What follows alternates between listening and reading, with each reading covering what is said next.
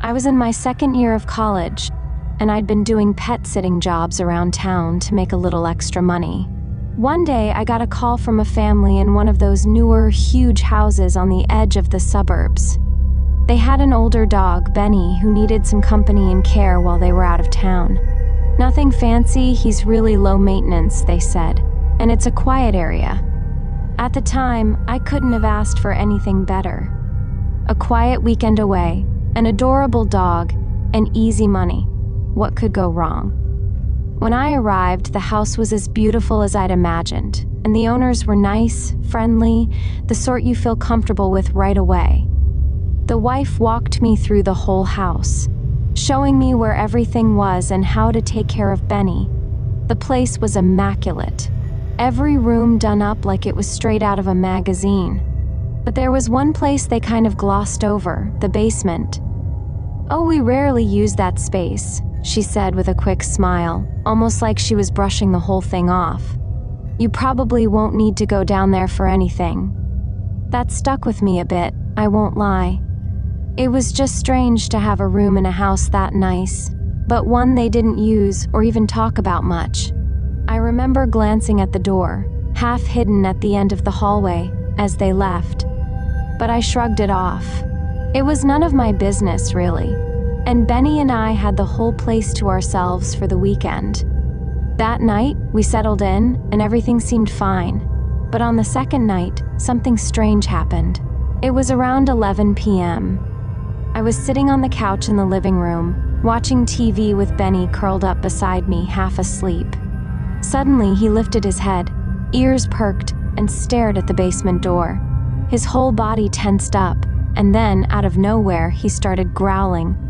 I'm talking a low, deep growl, like something was there. I tried to calm him down, petting his back and whispering, "It's okay, Benny, there's nothing there," but he wouldn't stop. I thought maybe he'd heard something outside, but the way he was fixated on that basement door made my skin crawl. Finally, I got up, walked over, and listened for a moment. Silence. I figured it was just Benny being a little skittish in a new situation, but the growling didn't stop. After a minute or two, I thought, fine, I'll just take a quick look. I reached for the doorknob, my hand trembling a little more than I'd like to admit, and opened it. The light from the hallway spilled down into the basement, and I could see the wooden steps leading into darkness. But nothing seemed out of the ordinary. No movement, no strange sounds, just the faint smell of old wood and dust. So, I closed the door and went back to Benny, who thankfully had calmed down. I told myself it was just an odd moment. Dogs are funny sometimes, right? But over the next day, his behavior only got weirder. Every time we passed the basement door, Benny would tense up. And on the third night, it got even stranger. I'd put Benny to bed, and I was trying to sleep in the guest room. The house was so quiet, you could hear every little creak and groan of the place settling. Just as I was dozing off, I heard a faint sound that made me sit straight up in bed. It was a soft, almost rhythmic shuffling noise coming from below, like something was being dragged across the basement floor. I tried to convince myself it was just the house, or maybe even Benny moving around. But then, the scratching started. It was subtle, barely loud enough to hear, but it sounded exactly like nails or something sharp scraping against wood. I got up, heart pounding, and walked to the door. I opened it, expecting to see Benny scratching at it, but he was still in his bed, looking just as uneasy as I felt. At this point, I was too spooked to ignore it. I grabbed my phone and called the homeowners.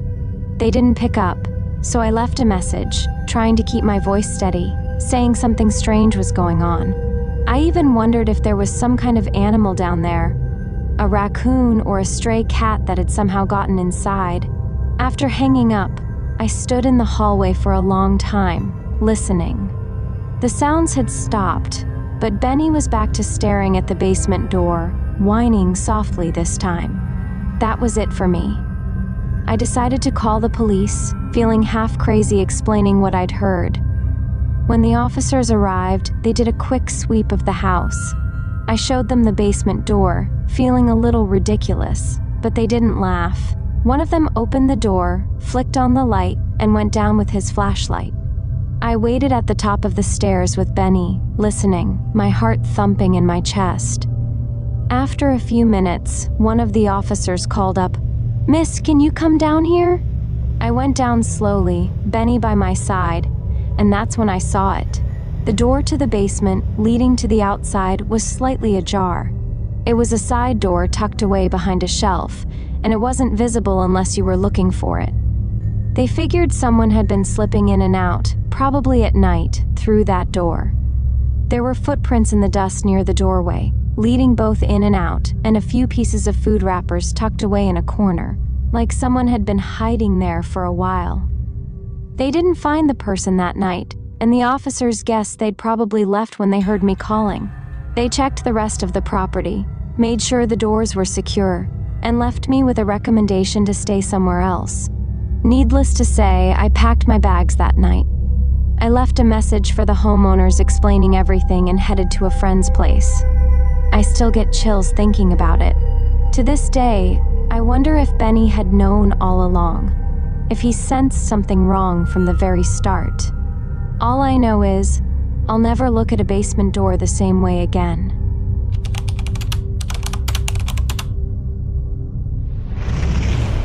I'd agreed to watch Olive and Theo, the two cats, for the Porters while they were out of town. It seemed simple enough: feed them, scoop the litter, and keep them company in this sleepy little rural town. Honestly, I didn't think twice when Mrs. Porter mentioned that the neighbors liked to keep to themselves. In fact, the idea of a quiet, cozy house in the countryside sounded almost therapeutic. I was ready for a calm, uneventful few days away from the chaos of the city.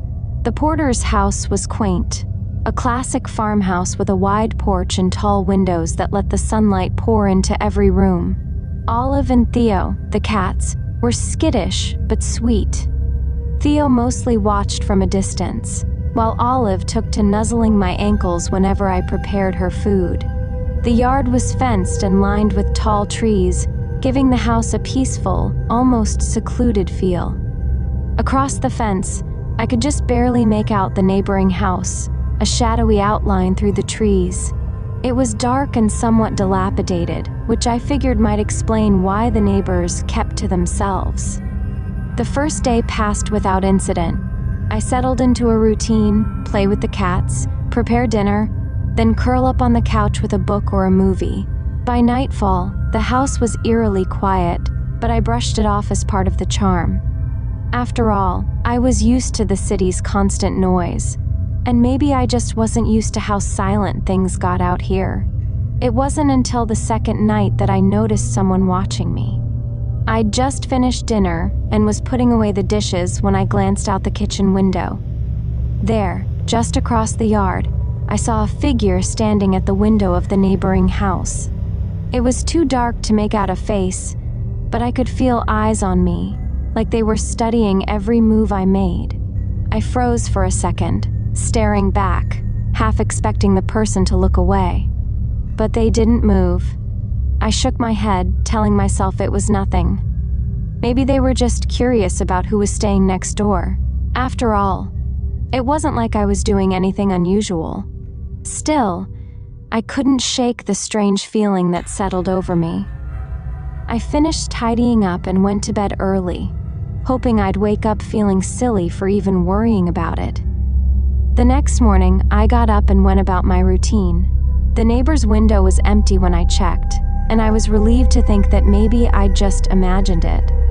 I spent most of the day playing with Theo and Olive, tidying up, and enjoying the quiet that I had been craving.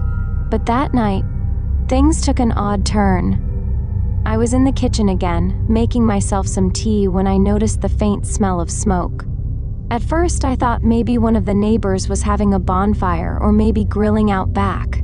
But as the minutes passed, the smell grew stronger, more acrid, like burnt wood or rubber.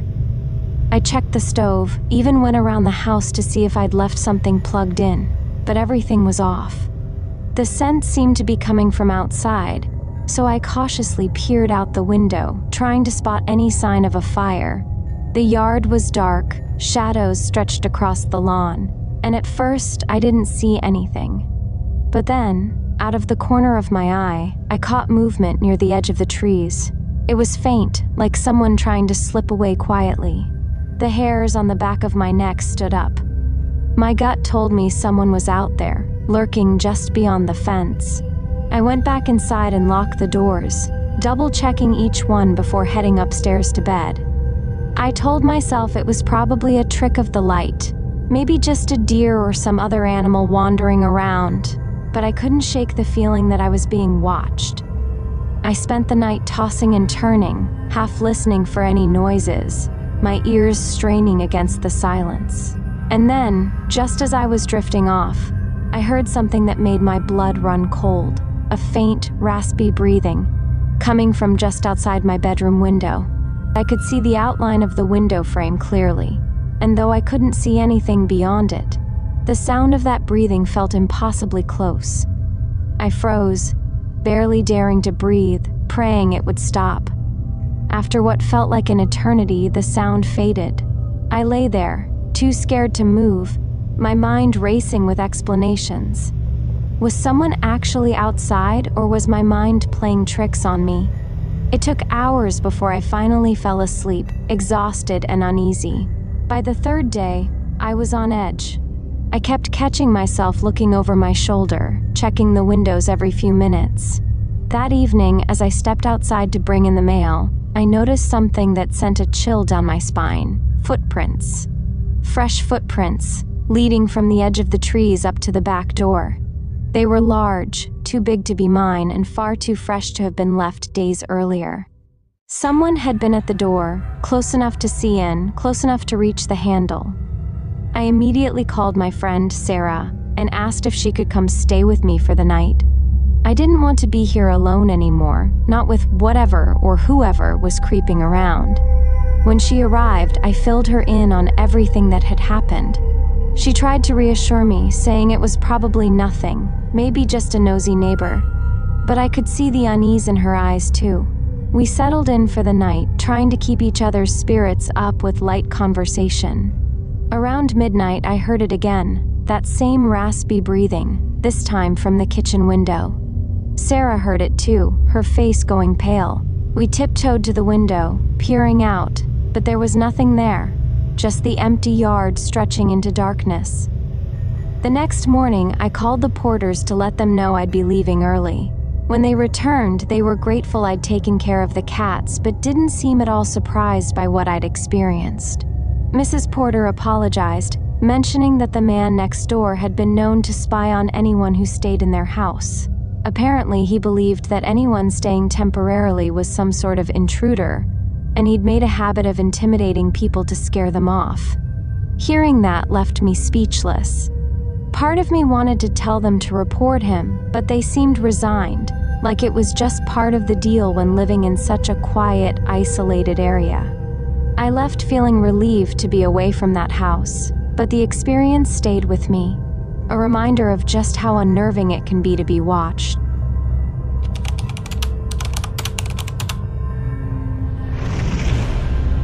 A couple of months ago, I was hired to pet sit for a well-off family who lived in a gated neighborhood. The job was straightforward enough.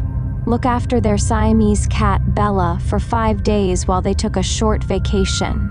I'd been pet sitting for years, and I knew that high-maintenance pets and wealthy owners sometimes came with the territory. But I was completely unprepared for what would unfold. The first couple of nights went smoothly. Bella was a shy, beautiful cat with striking blue eyes and a glossy coat. She was the kind of cat who had a way of observing you from a distance, like she knew more than she let on. I'd always been careful to keep the doors shut. Bella was strictly an indoor cat, and her owners had emphasized this repeatedly. So every time I came in or out, I made sure to double-check the doors. Bella's safety was a priority. But then, on the third night, everything went wrong.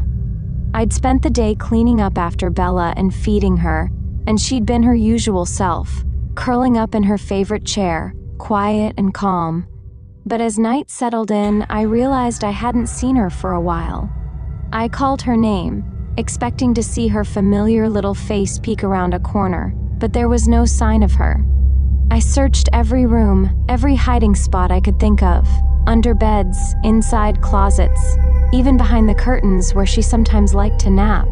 Nothing. That feeling of panic set in, the kind that settles into your bones when something feels wrong. Bella never tried to escape or hide for so long. I retraced my steps, checking every possible way she could have slipped out, but everything was locked up. There were no open windows, no doors left ajar. Still, I convinced myself that maybe she'd found some incredible hiding spot I hadn't thought of, so I kept searching, my worry growing with each passing minute. After an hour, I finally gave up and called the owners. They answered groggily, clearly annoyed, but their tone shifted to concern when I told them Bella was missing. They told me she'd never once escaped, never even tried to get out. They insisted she was in the house, somewhere, and that I should check again. I could hear the husband whispering to his wife, probably debating whether or not to cut their trip short.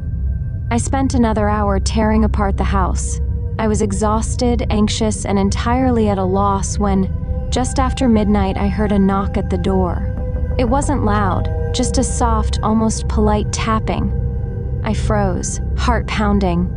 Who would be knocking at that hour? I opened the door a crack, just enough to see the front step. No one was there, but lying on the doormat was an envelope, an unmarked, plain white envelope. I picked it up, my hands trembling as I opened it. Inside was a single piece of paper with a typed message. "If you want Bella back, follow instructions."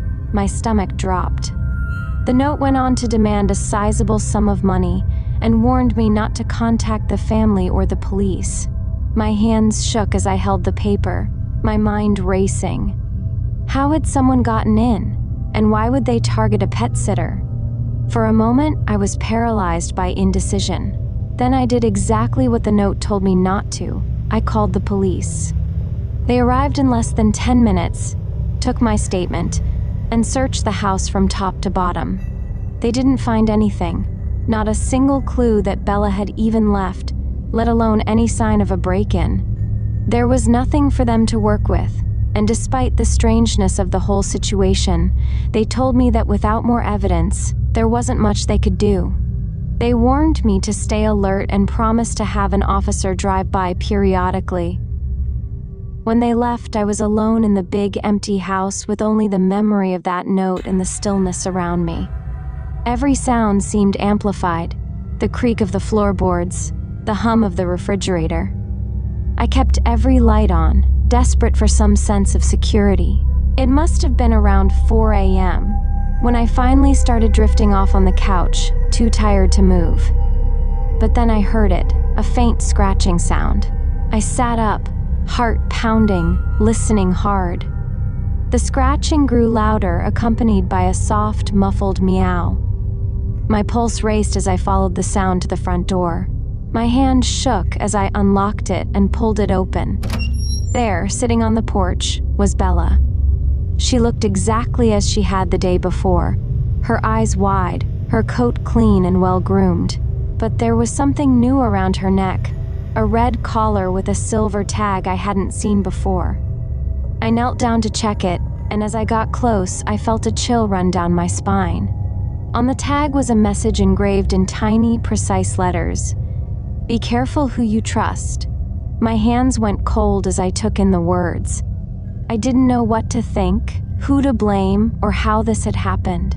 Someone had taken Bella, brought her back, and left this message as a warning, or maybe a threat. The fear and confusion hit me all at once. I didn't want to stay in that house a minute longer. The moment the sun rose, I packed up my things, called the owners, and told them what had happened. They were shaken and seemed to believe me, though they didn't understand it any more than I did. I left the house that morning with Bella safely back inside, but I couldn't shake the lingering fear. I'll never know who was behind it. But I do know one thing. Someone went to great lengths to mess with me and that poor cat.